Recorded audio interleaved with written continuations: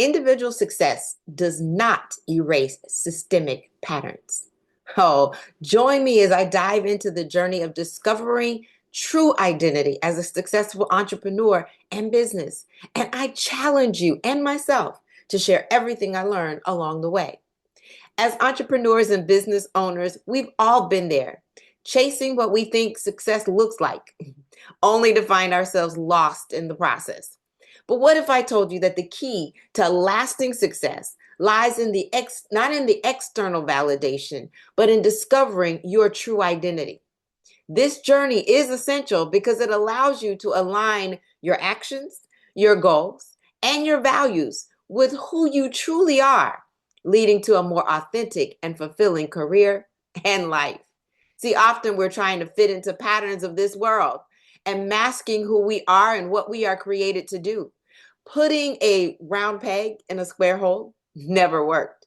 So why are you trying someone else's roadmap to be your only guide without tweaking it to fit into who God has called you to be? I'm Dr. Chonta Haynes. I am the Destiny Designer, ready to help you achieve unstoppable success. See, today we're talking about how you're going to discover your true identity as a successful entrepreneur. Let's jump right in. See, a lot of people think being a successful entrepreneur means being wealthy or famous. The followers, the clicks, the social presence, the influencer status. But let's be real. That's not the whole story. Many of us struggle with feelings of inadequacy, self-doubt, and fear, even when we're achieving our goals. See, great success in conversations 1 minute, and then that's what I had. And then I launched and didn't hit a target at all, or even come close, to be exact. I've been there, and I know you've probably been there too. I've often found myself wondering if I'm truly living up to my potential, or are you and am I still playing small? See, the truth is, success is not just about the external achievements, but it's also about internal fulfillment. So we also sometimes tend to compare ourselves to others, thinking that another person's journey is somehow more impressive or successful than ours. But the truth is, everyone's journey is unique, and comparisons only lead to frustration and dissatisfaction. Okay, comparisons kill. They kill your momentum, they kill your thought process, they kill your dreams. I've learned that it's essential to focus on my own strengths, passions, and values rather than trying to emulate someone else's path. It doesn't work. This goes to divine alignment. You're absolutely right. I'm going to say one point, but I'm going to give you many examples. In order to discover your identity, you start with your divine assignment and your unique identity. God created each and every one of us uniquely.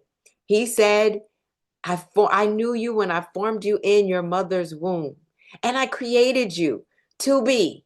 And you need to figure out what that is. That includes your strengths as a ministry leader. That includes your spiritual gifts. That includes your natural talents and abilities. All of those things rolled into one. Now, I recently did uh, a teaching on divine calling. That's so important. And I'm going to give you just a few things that I dealt with when I did that particular teaching. I'm going to tell you, it was absolutely amazing and fire. And it brought out in so many others just this passion of doing more and realizing exactly who they are. See, it all starts with divine alignment. When you understand who you are and what God is and who God has called you to serve and the gifts that He has given you, everything else will flow from that. Your divine alignment and your unique identity are what's going to get you moving. So, what I put together was some prompts for you to think about in order to get there. And I'll give you just a couple of them from that teaching. First question: what are you passionate about? Why would you be in business doing something that you really don't like? There was a time when in my family we had a cappuccino business. And yes, we took it into corporations and into business owners, and they would sell the cappuccino. I don't like coffee. I couldn't even taste it to tell whether or not it was an excellent product or not. Same thing goes to your business. If you're not passionate about what you're doing, you're not going to be very much invested in it, and you won't be able to tell whether it's an excellent quality or not. All right. What topic gets you fired up or frustrated? What do you see as a big problem? I started writing today as I was looking at the systemic patterns that we see so often. And I'm writing like, okay, I need to tackle this one and I need to tackle that one. And I will just tell you, one frustration of mine was when we look at fundraising. Why are we doing some of the things that we're doing, spending so much money and gaining so much less, but other people are profiting off of it? There's got to be a better way. And then how are we, and I'm going to work with the youth today. I love working with the youth. I think that tomorrow's children are going to be the answer to the solution to whatever problems we have. But if we don't pour into them, how can they learn? They're starting from scratch again. Instead of reinventing the wheel, let them redefine what the wheel looks like instead of trying to create it all over again. But there's a better way to utilize technology so that we can work smarter, not harder. That's just a couple that I came up with. But what fires you up? What frustrates you? What problem do you feel that you're called to solve? Or what do you wish you could correct? What skills, what talents, and what spiritual gifts do you bring to the table? You are uniquely created by God. There are no two people exactly alike. There's something that you bring that is totally different. And we're going to talk about one of mine. Anyway, we'll get there. But let me just tell you, those are some of the prompts, and there's a lot more. But I wanted to just give you those to start off with. Another misconception is that entrepreneurship is all about taking risks and being bold. And some people say, okay, well, I'm an introvert and I really can't have my own business. Yeah, those traits are important, but they're not the only defining characteristics of a successful entrepreneur. You've got to sell your business, but if you're passionate about something, you will share it. Oh, I've got a group that laughs at me because every time I'm around, when I came up with this new fragrance, they're like, you're always sharing it. You're a great salesperson. No, I believe in the product. And I'm going to share that product because I'm doing them a disservice if I don't let them know about it. It is a defining characteristic, though, of a successful entrepreneur, but it's about being authentic, being resilient, and being adaptable. By understanding your true identity, you can tap into your unique strengths and your abilities and build a business that truly reflects who you are. So, what does it mean to discover your true identity as an entrepreneur? For me, it's about understanding my core values, my passions, and my strengths. It's about being aware of my thoughts, my emotions, and my behaviors, and using the self awareness to make intentional decisions. Did you hear me say intentional? I say awareness is one thing, but in order to erase the systemic patterns that you are typically governed by in the world, you need to be governed by your core values and your uniqueness because it's going to trump the awareness. You're starting to make those decisions based on those things. You line up and you then fill in the gaps that are in somebody else's roadmap or somebody else's system, and you redirect the strategy that doesn't align so that success naturally flows. When I'm aligned with my true identity, I feel more confident, creative, and fulfilled, and so will you. Let me give you an example. Money management. I believe that the Bible's principles about money are true. I also believe that, yes, we need to budget. And there's so many people out there talking about the budgeting and the management. I believe it is the number one skill as that you need as a to be a millionaire, in all honesty. But everybody can't follow the same pattern. If I gave someone a spreadsheet and they were just like, oh, math really, really boggles my mind, they're not going to do the spreadsheet. Somebody else might have an envelope method and they go, okay, but I'll just take it from one envelope and put it in another. That's still not money management.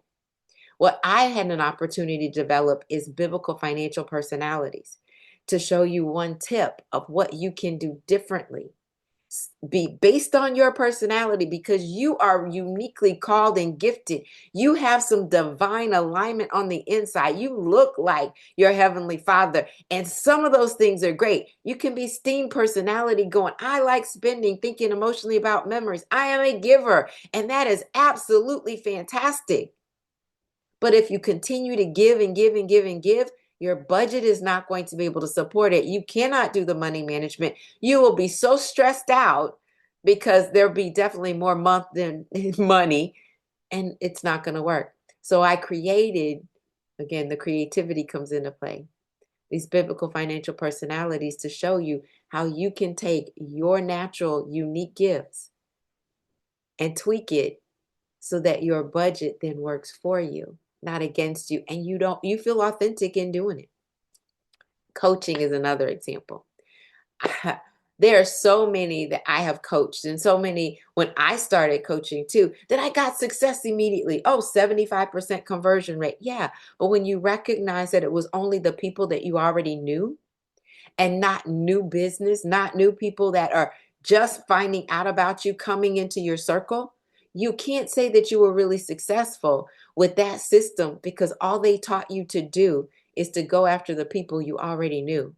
You'll hear it a lot in the MLM systems or the direct selling side as well.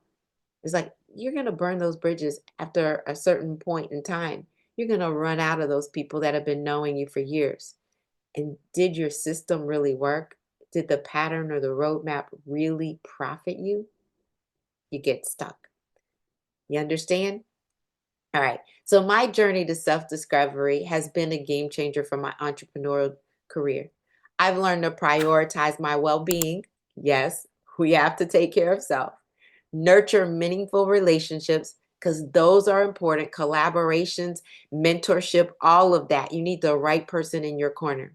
I've also learned to pursue opportunities that align with my values, because I've been there too, where I've aligned with some people and I ended up feeling like I was pimped or taken advantage of. And you don't want to be there. By being true to myself, I've learned to be able to build a business that not only generates revenue, but also brings me joy and satisfaction. I love what I do, honestly. One pivotal moment of self-discovery for me was when I realized that my passion for entrepreneurship wasn't just about making money, but about making a meaningful impact. I say you make a difference and a dollar. You influence, you impact, and you have income. See, your why will really motivate you to be consistent and help you also focus. You can be so focused on growth and scalability that you lose sight of why you started the business in the first place. Just ask some that have finally gone out of business because they were overwhelmed and unprofitable. When I reconnected with my purpose, everything else fell into place. My business became my purpose driven, or actually, I should say, more purpose driven, and I became more intentional about the opportunities I pursued. Can I say intentional again? And you hear me clearly? Be intentional, be you, and then everything else will flow. One of my core values is unshakable faith. I believe, and my company stands on the belief, that faith is the catalyst, not only for miracles, but for movement and meaningful momentum. I know God is in my corner as long as I am being obedient. So this experience has taught me that self-awareness is not just a one-time event, but it's a continuous process. It requires ongoing reflection. That's why I gave you some reflection prompts, exploration, as well as growth. But the payoff is truly worth it. When you're living in alignment and in your true identity, you'll experience a sense of freedom, creativity, and fulfillment that's hard to find anywhere else. So let me conclude by saying this. Understanding your true identity as an entrepreneur is crucial for lasting success. It's about embracing your uniqueness, your values, and your passions, and using that self-awareness to build a business that truly reflects who you are. If you've been on a similar journey of self-discovery, I love to hear about it in my comments below. So make sure you comment. Your story can inspire and encourage others who may be struggling to find their way or actually redirecting themselves to get back on the right path.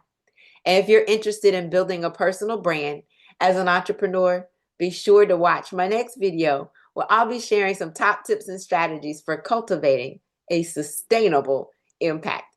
I'm Dr. Chonta Haynes with Heart to Heart Truth Ministries, your destiny designer, helping you revive, reimagine, reinvent, and release into the world so that you have this unstoppable success as well. I'll see you on the next video. Have an absolutely fantastic rest of the day.